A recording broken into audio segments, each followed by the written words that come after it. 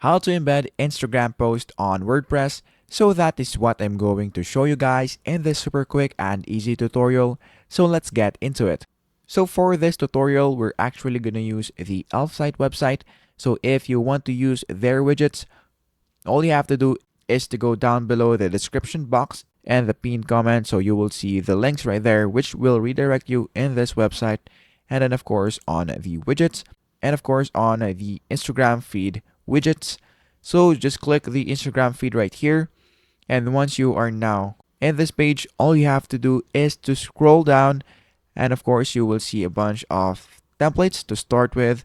So let's say, for example, that we want to use this grid template. So once you've now selected that, just click continue with this template. And then for the source type, we have account type and hashtag type. So if you want to use the account type, you can just, of course, enter the username or the URL. And for the hashtag, just type the hashtag that you want to use. So let's say, for example, that we want to use Friday. So just click that and then click search. And then once it is done, let's wait for this to finish. Once the posts have been collected, just click done right here and then click add to website for free. Now for this one, if you haven't created an account yet, you can do that by just creating one.